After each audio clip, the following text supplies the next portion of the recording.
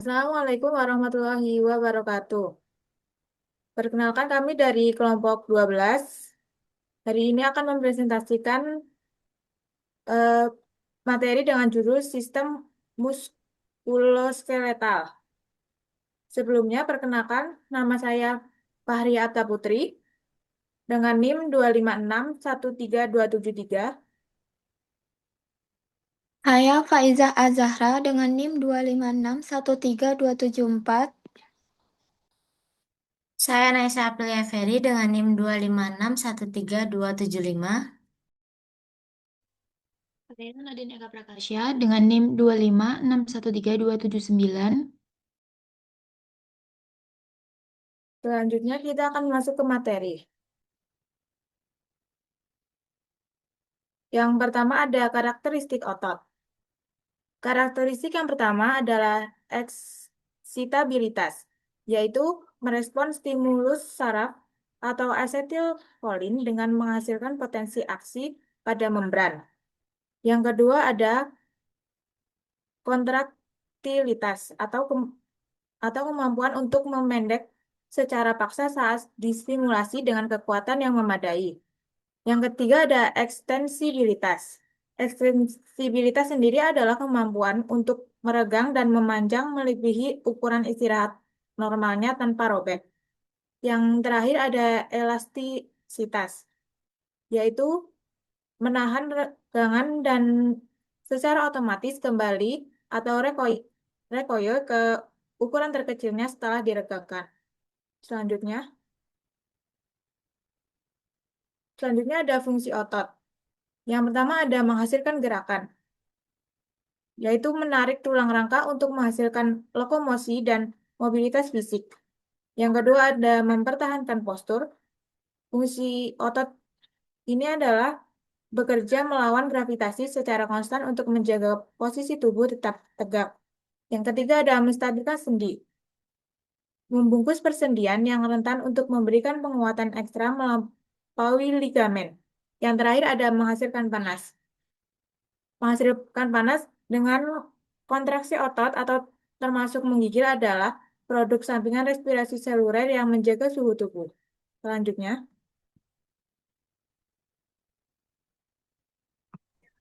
Struktur otot. Otot bukanlah sekedar bongkahan jaringan tunggal. Ia adalah keajaiban rekayasa biologis, kumpulan tabung di dalam tabung, dibungkus secara presisi oleh lapisan jaringan ikat. Mari kita bedah lapisan ini dari luar ke dalam.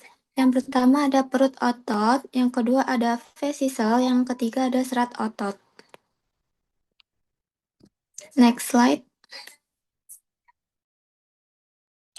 Epimysium, perisai terluar otot. Apa itu? Lapisan terluar yang membungkus seluruh perut otot. Komposisinya terbuat dari jaringan ikat fibrosa padat tidak beraturan. Fungsi fisiologis sangat tangguh, menahan regangan, dan memberikan bentuk serta perlindungan bagi seluruh struktur otot di bawahnya. Next slide. Perimysium, fasisel, perut otot dibagi menjadi banyak bundel yang disebut fasisel. Setiap fasisel berisi puluhan hingga ratusan serat otot. Perimysium, selubung yang membungkus setiap fasisel. Komposisinya sama seperti epimysium. Perimysium terbuat dari jaringan ikat fibrosa pada tidak beraturan. Struktur ini membawa pembuluh darah, saraf, dan ke bagian dalam otot. Next slide. Lapisan endomysium. Endomysium jaringan ikat selubung paling dalam yang mengelilingi setiap serat otot individu. Berbeda dengan lapisan luar, ini adalah jaringan ikat areolar yang lebih halus dengan lebih sedikit kolagen. Yang kedua, sarkolema membran sel terletak tepat di bawah endomysium. Ini bukanlah jaringan ikat, melainkan membran plasma, lapisan ganda fosfolipid dari sel otot itu sendiri.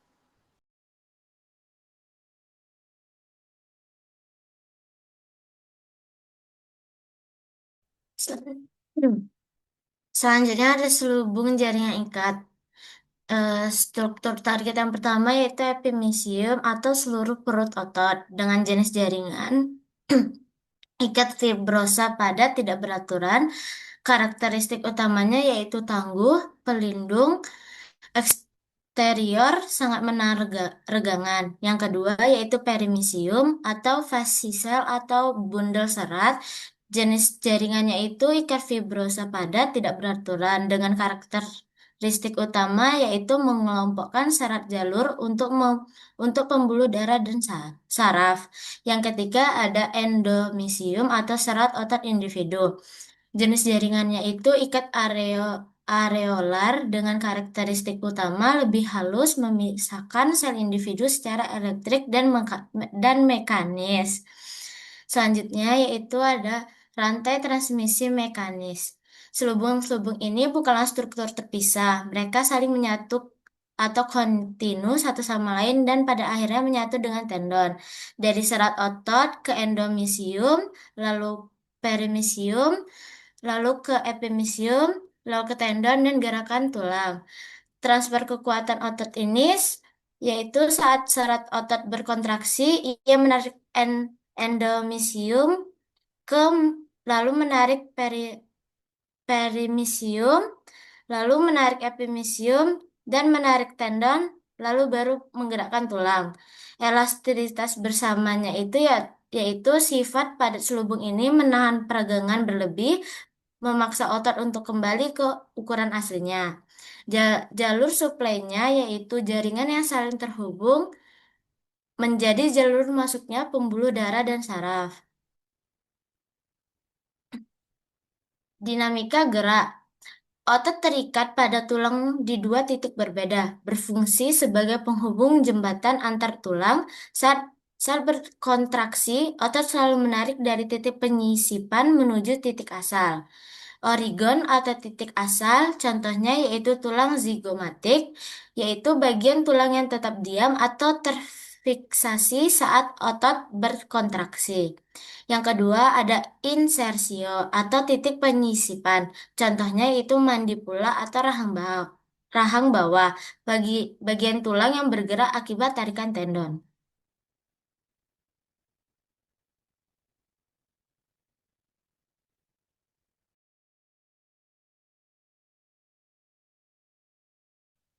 Kemudian pada metode pelekatan ada dua metode yaitu koneksi langsung berdaging dan koneksi tidak langsung.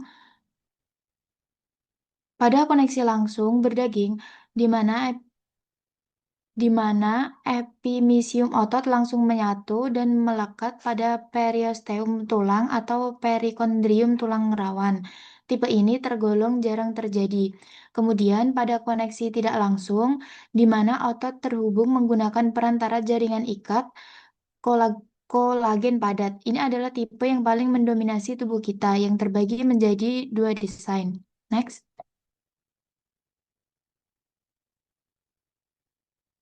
Tendon berbentuk bulat menyerupai tali yang mengonsentrasikan gaya tarikan pada satu titik spesifik di tulang. Dan aponeurosis berbentuk lembaran lebar untuk mendistribusikan gaya tarikan ke area tulang yang lebih luas. Mengapa koneksi tidak langsung mendominasi? Pada konservasi ruang, tendon berukuran jauh lebih kecil daripada perut otot berlemak. Ini memungkinkan lebih banyak otot berlabuh pada area tulang yang sempit, seperti sendi pergelangan tangan. Kemudian, pada ketahanan terhadap abrasi atau perisai gesekan, jaringan otot yang lunak akan hancur jika terus-menerus bergesekan dengan tulang.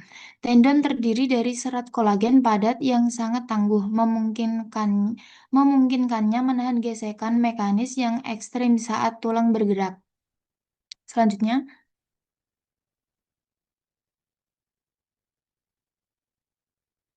pada mesin internal sel otot berbentuk silindris panjang, bernukleus ganda, dan bergaris, memiliki pola pita terang atau gelap.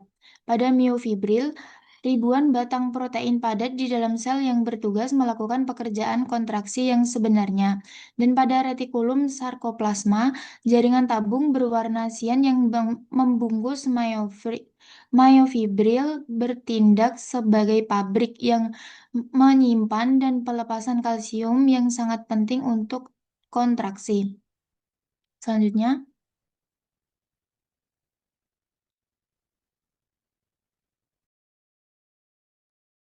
Sekian dari kelompok kami. Maaf bila ada salah kata. Wassalamualaikum warahmatullahi wabarakatuh.